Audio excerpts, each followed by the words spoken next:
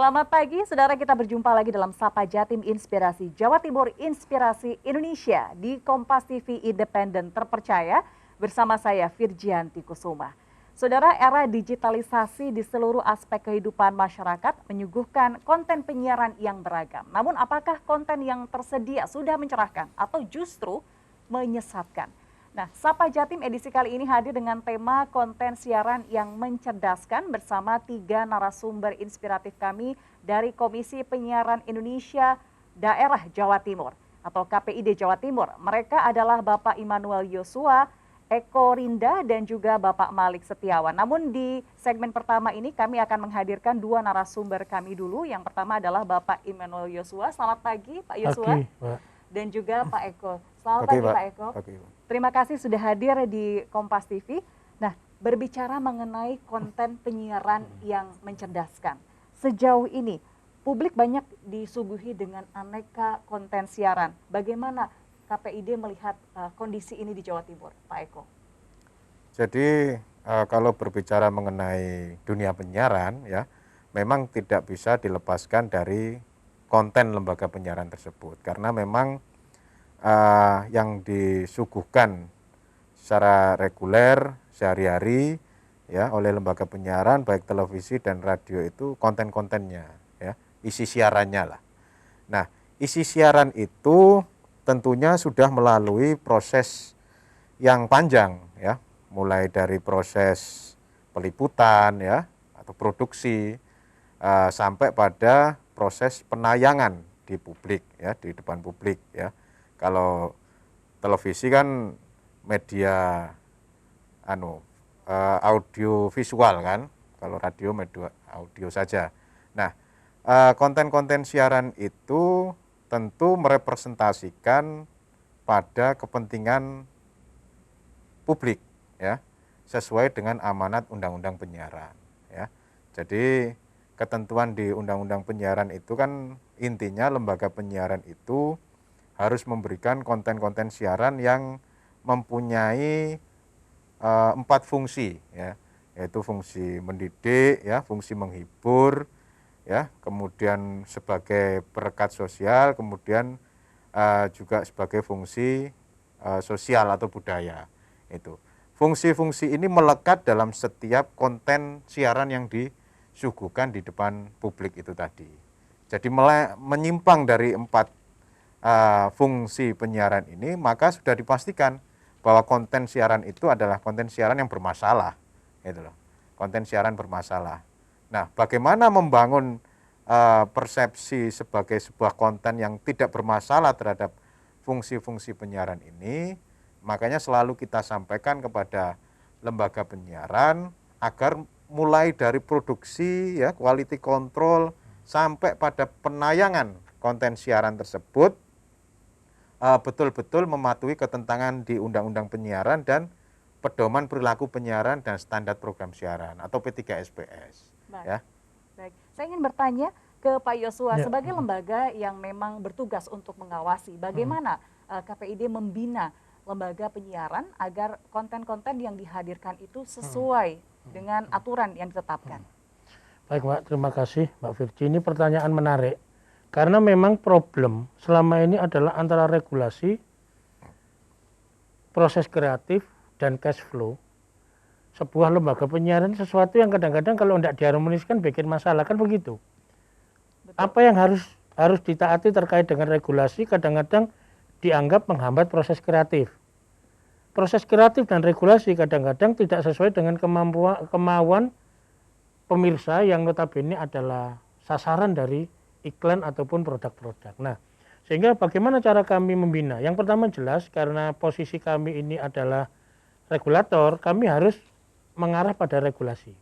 Sehingga proses pembinaan yang kita lakukan adalah bagaimana membumikan P3SPS, Pedoman Perilaku Penyiaran Standar Program Siaran, kepada kawan-kawan lembaga penyiaran. Apalagi hari ini P3SPS kita ini tahun 2012, Mbak. Hari ini sudah 8 tahun. Sudah ada upaya sekitar 3 kali revisi tapi belum juga goal. Nah, ini kan perlu banyak titik diskusi. Nah, diskusi awal terkait dengan P3SPS. Yang kedua, KPID ini adalah representasi dari masyarakat. Karena representasi masyarakat, dia harus menyuarakan kepentingan masyarakat. Sehingga cara kami membina kawan-kawan lembaga penyiaran adalah mendiskusikan apa kemauan dari masyarakat. Terutama terkait dengan fungsi edukasi dan fungsi perekat sosial. Nah, lalu yang ketiga, KPID ini adalah bagian juga dari kawan-kawan insan penyiaran. Kami harus memahami dong kemauannya Mbak Virgi, kemauannya lembaga penyiaran, termasuk kemauannya industri. Mana sih yang dibutuhkan oleh industri, kawan-kawan insan penyiaran. Nah ini pun kami akan berusaha menerjemahkan, mensinergikan dengan kepentingan-kepentingan yang lain. Jadi cara kami melakukan pembinaan adalah dengan berinteraksi. Jadi sederhananya begitu. Baik. Dengan 3 elemen yang ada. Jadi memang terus dilakukan interaksi Betul. supaya ketiga elemen itu selaras begitu Ya, Pak. jadi intinya kami pakai pola-pola kultural daripada sekedar untuk penegakan regulasi. Baik, saya kembali ke Pak Eko. Menurut pengamatan KPID hingga saat ini, apakah lembaga penyiaran yang ada di Jawa Timur ini sudah right on track? Ya, jadi melanjutkan dari yang saya sampaikan tadi, memang ketika lembaga penyiaran itu memproduksi konten sampai menayangkan, yang menjadi fokus pengawasan KPID itu adalah konten yang sedang tayang saat itu. Ya, itu yang menjadi fokus pengawasan kami. Jadi konten yang masih dalam proses produksi itu belum masuk dalam pengawasan kami.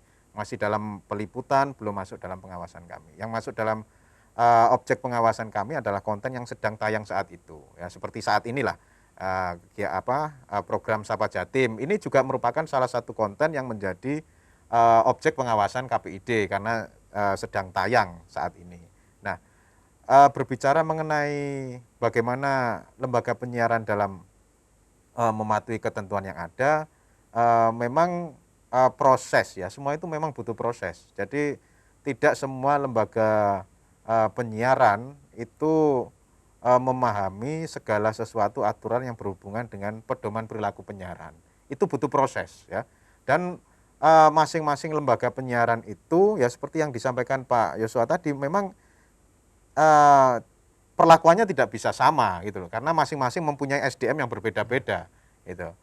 Begitu juga masing-masing juga punya jam terbang yang berbeda-beda juga. Ada yang lembaga penyiaran itu baru berdiri 1 tahun ya kan, misalnya kayak radio komunitas baru beberapa tahun atau beberapa bulan ya, tapi kalau misalnya ada televisi sudah beberapa tahun kan berbeda. Baik, gitu jadi loh. memang Tapi sama-sama pendekatannya lembaga itu penyiaran. harus disesuaikan dengan masing-masing Iya, kondisi harus begitu disesuaikan ya. dengan masing-masing kondisi karena kita KPID ini kan merupakan representasi masyarakat di bidang penyiaran. Baik. Gitu. Saya ingin bertanya ke Pak Yosua.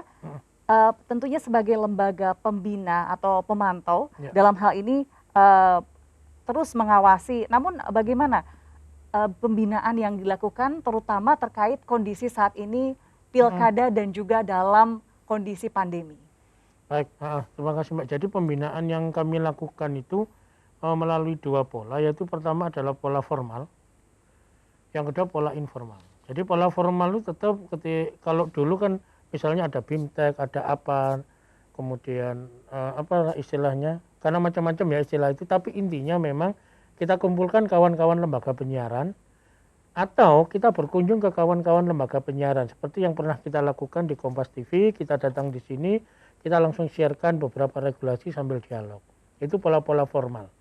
Lalu pola informal ini yang sekarang itu makin hari makin marak, kawan-kawan lembaga penyiaran terutama ketika terkait dengan siaran COVID, terkait dengan pilkada itu langsung berkomunikasi dengan kami komisioner.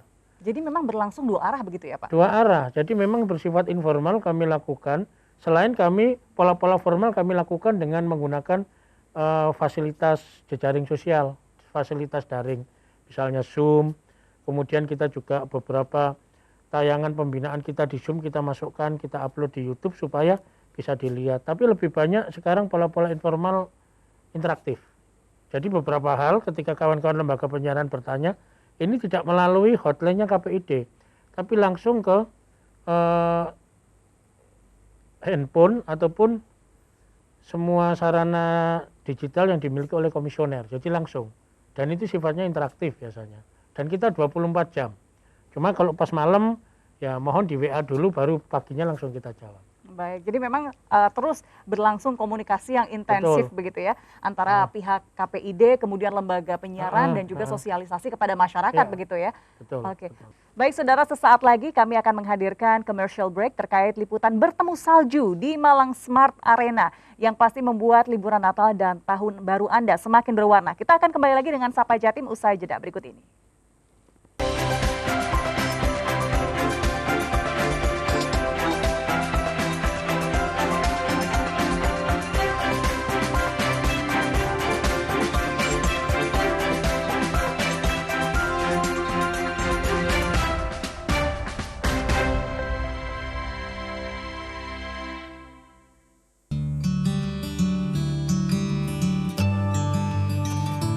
Terletak di kawasan Hawaii Waterpark Malang, Malang Smart Arena akan memberikan Anda sensasi liburan akhir tahun yang berbeda dan tak terlupakan. Di momen Natal dan Tahun Baru kali ini, tempat wisata ini menawarkan 2 wahana baru, yakni Wildlife Experience dan Snow Paradise. Di Snow Paradise, wisatawan akan diajak bermain salju sepuasnya, mulai dari bermain seluncur, bermain es hingga menikmati pertunjukan teater ala negeri dongeng, yakni Snow Empire dan Frozen Show. Untuk Snow Paradise, wahana ini hanya tersedia selama tanggal 19 Desember hingga 3 Januari mendatang. Sementara di Wildlife Experience, wisatawan akan merasakan sensasi layaknya berada di hutan belantara. Aneka replika satwa mulai dari gajah, King Kong hingga macan yang bergerak serta mengeluarkan suara mirip dengan aslinya, dijamin membuat Anda beruji nyali. Protokol kesehatan ketat diberlakukan agar wisatawan merasa aman saat berlibur. Mulai dari tiket yang menggunakan sistem pembelian online, kapasitas pengunjung maksimal hanya 50%, dan pengunjung wajib memakai masker. Jadi tidak ada perayakan yang seperti luar biasa seperti tahun kemarin. Kemudian yang wahana yang baru ini, yang Smart Arena ini, itu saya buka itu mulai jam 10 pagi sampai jam 9 malam atau jam 21.00 gitu. Di ini untuk snow ini mulai besok ya, 19 itu besok sampai tanggal 3. Hal ini dibenarkan oleh wisatawan karena semua pengunjung wajib memakai masker dan adanya pembatasan kapasitas. Baik sekali sih, karena anak-anak selama ini kan memang di rumah saja, tidak pernah kemana-mana, dan ini wisata pertamanya anak-anak bermain salju di sini. Untuk penerapan protokol kesehatan, apakah sudah masuk kriteria menurut Mbak sebagai wisatawan? Sudah masuk kriteria semua. Seneng nggak? Kenapa kok seneng? Dingin. Mainan apa aja tadi, Dek? Mainan trampolin. Mainan apa lagi di saljunya?